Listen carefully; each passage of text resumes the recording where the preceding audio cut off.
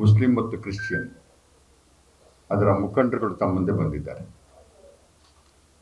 ಕಾರಣ ಅಂತಂದ್ರೆ ರಾಜಕೀಯವಾಗಿ ಎರಡು ಸಮುದಾಯಗಳು 100% ಕಾಂಗ್ರೆಸ್ ಅನ್ನೇ ಬೆಂಬಲಿಸಿಕೊಂಡು ಬಂದಿದೆ. ಜಿಲ್ಲೆಯಲ್ಲಿ ಕೂಡ ಬಹಳ ದೊಡ್ಡ ಪ್ರಮಾಣದಲ್ಲಿ ಅವರ ಜನಸಂಖ್ಯೆ ಕೂಡ ಇದೆ.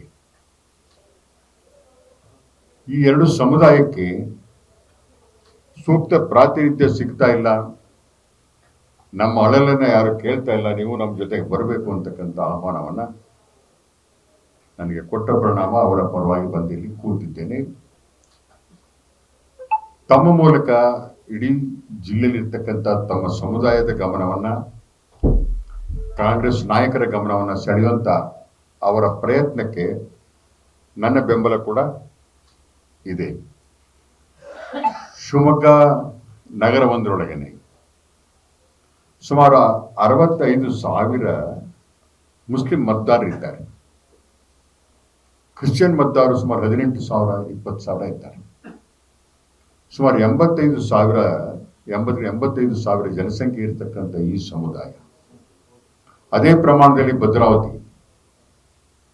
ಭದ್ರಾವತಿಯಲ್ಲಿ ಕೂಡ ಎರಡು ಸಮುದಾಯ ಬಹಳ ದೊಡ್ಡ ಪ್ರಮಾಣದಲ್ಲಿದ್ದಾರೆ, ಮುಸ್ಲಿಂ ಹಾಗೂ ಕ್ರಿಶ್ಚಿಯನ್. ಭದ್ರಾವತಿ ಮತ್ತು ಶಿವಮೊಗ್ಗ ಸೇರಿದಂತ ಒಂದು ಪ್ರಾಧಿಕಾರ ಇದೆ, SPUDA, Shivamogga Bhadravati urban development authority.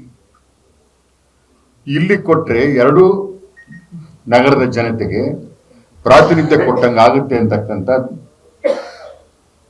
ಬೇಡಿಕೆಯನ್ನ ಎರಡು ಸಮುದಾಯದವರು ಇಟ್ಟಿದ್ದಾರೆ. ಕ್ರಿಶ್ಚಿಯನ್ ಸಮುದಾಯವು ಕೂಡ ಭದ್ರಾವತಿಯಲ್ಲಿ ಮತ್ತು ಶಿವಮೊಗ್ಗ ದೊಡ್ಡ ಪ್ರಮಾಣದಲ್ಲಿದೆ. ಮುಸ್ಲಿಂ ಸಮುದಾಯ ಕೂಡ ಶಿವಮೊಗ್ಗ ಮತ್ತು ಭದ್ರಾವತಿಯಲ್ಲಿ ದೊಡ್ಡ ಪ್ರಮಾಣದಲ್ಲಿದೆ.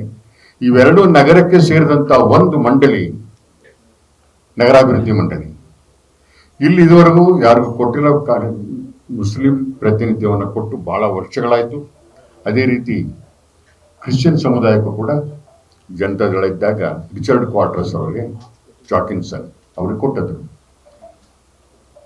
ಚುನಾವಣೆ ಸಂದರ್ಭದಲ್ಲಿ ನಿಮಗೆ ಆ ಬೋರ್ಡಿಗೆ ಮಾಡಿಕೊಡ್ತೇವೆ ಅಂತೇಳಿ ಇವರಿಗೆ ನಮ್ಮ ಪಕ್ಷದ ನಾಯಕರುಗಳು ಮಾತನ್ನ ಕೊಟ್ಟಿದ್ರೆ, ಪ್ರತಿ ಚುನಾವಣೆಯಲ್ಲೂ ನಿಮಗೆ ಶಿವಮೊಗ್ಗ ಸೂಡ ಮಾಡ್ತೀವಿ ಚೇರ್ಮನ್ ಅಂತ ಹೇಳಿದ್ದಾರೆ.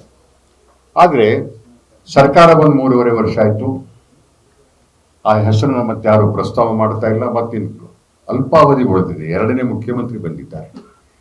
ಈ ಟೈಮ್ನಲ್ಲಾದರೂ ಕೂಡ ಶಿವಮೊಗ್ಗ ನಗರಾಭಿವೃದ್ಧಿ ಪ್ರಾಧಿಕಾರ ಈ ಅಲ್ಪಸಂಖ್ಯಾತ ಸಮುದಾಯಕ್ಕೆ ಸಿಗಬೇಕು.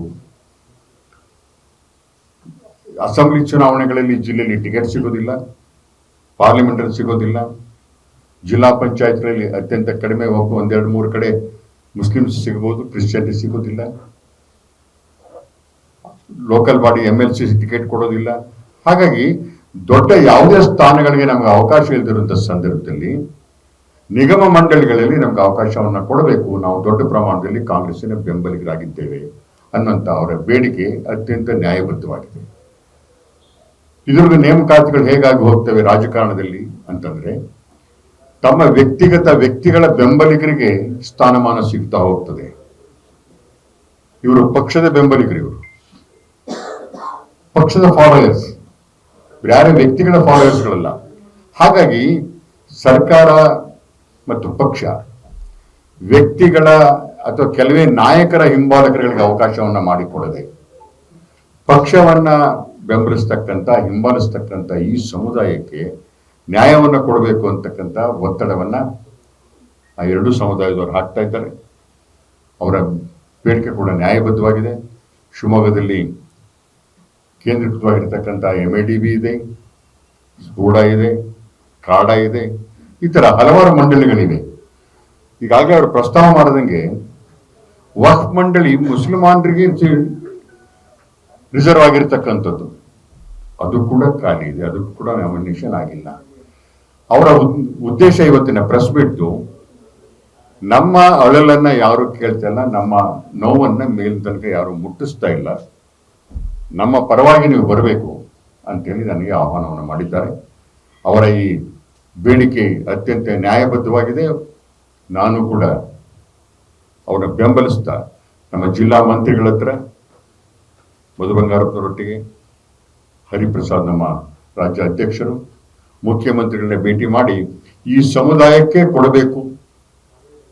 ಸುಮಾರು ಜಿಲ್ಲೆಯೊಳಗೆ ಇವೆರಡೂ ಸಮುದಾಯ ಸೇರಿದರೆ 2.5-3 ಲಕ್ಷಕ್ಕಿಂತ ಜಾಸ್ತಿ ಮತದಾರ ಇರ್ತಕ್ಕಂಥ ಸಮುದಾಯ. ಇದನ್ನ ನಿರ್ಲಕ್ಷ್ಯ ಮಾಡಿ ರಾಜಕಾರಣವನ್ನು ಮಾಡೋದು ಕಷ್ಟ ಇದೆ. ಜಿಲ್ಲೆಯಲ್ಲಿ ಬರ್ತಕ್ಕಂಥ ಚುನಾವಣೆಗಳು ಮತ್ತು ಇನ್ನು 28ರ ಅಸೆಂಬ್ಲಿ ಚುನಾವಣೆ ಬಹಳ ದೂರ ಏನು ಉಳಿದಿಲ್ಲ ಈಗ. ಆ ಎಲ್ಲ ಹಿನ್ನೆಲೆಯಲ್ಲಿ ಪಕ್ಷ ಗಟ್ಟಿಯಾಗುವ ದೃಷ್ಟಿಯಿಂದ ಯಾವುದೇ ವ್ಯಕ್ತಿಗಳ ಹಿಂಬಾಲಕರಿಗೆ ಅವಕಾಶವನ್ನು ಕೊಡದೆ ಅವರ ಬೇಡಿಕೆಯಂತೆ ಪಕ್ಷದ ಹಿಂಬಾಲಕರು, ಪಕ್ಷದ ಶಕ್ತಿಯಾಗಿರ್ತಕ್ಕಂಥ ಈ ಸಮುದಾಯಕ್ಕೆ ಕೊಡಬೇಕು ಅಂತಕ್ಕಂಥ ಒತ್ತಾಯವನ್ನು ತಮ್ಮ ಮೂಲಕ ಮಾಡ್ತಾ ಇದ್ದೇವೆ. ಅದೇ ರೀತಿ ಮೊನ್ನೆ ದಿವಸ ಕ್ರಿಶ್ಚಿಯನ್ ಸಮುದಾಯದವರು ಹೋಗಿ ಬೆಂಗಳೂರು ನಾಯಕರನ್ನ ಭೇಟಿ ಮಾಡಿ ಬಂದಿದ್ದಾರೆ, ಮುಸ್ಲಿಂ ಸಮುದಾಯದವರು ಭೇಟಿ ಮಾಡಿದ್ದಾರೆ. ನಾನು ಕೂಡ ವ್ಯಕ್ತಿಗತವಾಗಿ ಮುಖ್ಯಮಂತ್ರಿಗಳನ್ನ, ರಾಜ್ಯ ಅಧ್ಯಕ್ಷರನ್ನ, ಜಿಲ್ಲಾ ಮಂತ್ರಿಯನ್ನ ಭೇಟಿ ಮಾಡಿ ಒತ್ತಾಯವನ್ನ ಮಾಡಿ ಈ ಸಮುದಾಯಕ್ಕೆ ಸಿಗಬೇಕು ಎಂದರೆ ಇವರು ಮತ್ತೆ ನಾವು ನಮ್ಮಿಂದ ಸಿಡಿದು ಹೋಗಬಾರದು ಅನ್ನೋಂಥ ಸದುದ್ದೇಶದಿಂದ ಅವ್ರ ಮೇಲೆ ಒತ್ತಾಯವನ್ನ ಹೇರ್ತಾ ಇದ್ದೇವೆ. ನಾವೇನು ಹೇಳೋದು ಅಂದ್ರೆ, ಒಂದು ಸಂಘಟನೆಯನ್ನು ಕಟ್ಟುವಾಗ ಎಲ್ಲ ಜಾತಿ ಜನಾಂಗಗಳ ಪ್ರಾತಿನಿಧ್ಯವನ್ನು ಗುರುತಿಸಿಕೊಳ್ಳಬೇಕು. ಯಾವ ಸಮುದಾಯ ಹೆಚ್ಚು ಬೆಂಬಲವನ್ನು ಕೊಡ್ತಾ ಇದೆ ಆ ಸಮುದಾಯವನ್ನು ರಕ್ಷಿಸ್ಕೋಬೇಕು, ಹೊಸ ಸಮುದಾಯವನ್ನು ಆಕರ್ಷಿಸಬೇಕು ನೇಮಕಾತಿಗಳ ಮೂಲಕ. ಆ ಕೆಲಸದ ಕೊರತೆ ನಮ್ಮ ಜಿಲ್ಲೆಯಲ್ಲಿ ಆಗ್ತಾ ಇದೆ. ಮತ್ತೆ ಮತ್ತೆ ಸಿಕ್ಕವರಿಗೆ ಅಧಿಕಾರ ಸಿಗ್ತಾ ಇದೆ ಅಂತಕ್ಕಂಥ ನಿರಾಶೆ ಮತ್ತು ಭಾವನೆಯನ್ನ ಈ ನಾಯಕರುಗಳು ಹೊಂದಿದ್ದಾರೆ. ಹಾಗಾಗಿ ಅವಕಾಶ ಸಿಕ್ಕವರಿಗೆ ಮತ್ತೆ ಮತ್ತೆ ಕೊಡೋದಕ್ಕಿಂತ ಮತ್ತು ವ್ಯಕ್ತಿಗಳ ಹಿಂಬಾಲಕರಾಗೋದಕ್ಕಿಂತ ಇಡೀ ಸಮುದಾಯದ ಪ್ರಾತಿನಿಧ್ಯವನ್ನು ಕೊಡಬೇಕು. ಆ ಥರ ಸಮುದಾಯದ ಪ್ರಾತಿನಿಧ್ಯದ ಪ್ರಶ್ನೆ ಬಂದಾಗ ಮೊದಲನೇ ಸ್ಥಾನದಲ್ಲಿ ಮುಸ್ಲಿಮರು ಮತ್ತು ಕ್ರಿಶ್ಚಿಯನ್ರು ಬರ್ತಾರೆ. ಇವರು ಅಲ್ಪಸಂಖ್ಯಾತರು, ಇವರು ಸ್ವಲ್ಪ ಸಂಖ್ಯಾತರು. ಕ್ರಿಶ್ಚಿಯನ್ರು ಸ್ವಲ್ಪ, ಇವರು ಅಲ್ಪ. ಇವರಿಬ್ಬರನ್ನು ಕೈ ಬಿಟ್ಟು ರಾಜಕಾರಣವನ್ನು ಮಾಡೋಕ್ಕಾಗೋದೇ ಇಲ್ಲ. ಯಾವುದೇ ಗುರುತರವಾದಂಥ ಗುರುತಿಸುವಂತ ಸ್ಥಾನಮಾನವನ್ನ ನಮ್ಮ ಜಿಲ್ಲೆಯಲ್ಲಿ ಕೊಟ್ಟಿಲ್ಲ ಅಂತಕ್ಕಂಥ ಒಂದು ನೋವಿದೆ ಅವರಿಗೆ. ಆ ನೋವಿಗೆ ಪರಿಹಾರವನ್ನು ಹುಡುಕದೇ ಇದ್ರೆ ಮುಂದೆ ಸಂಘಟನೆಗೆ ತೊಂದರೆ ಆಗಬಹುದು ಅನ್ನುವಂಥ ಭಾವನೆಯಿಂದ ಈ ಒತ್ತಾಯವನ್ನ ಮಾಡ್ತಾ ಇದ್ದೇವೆ.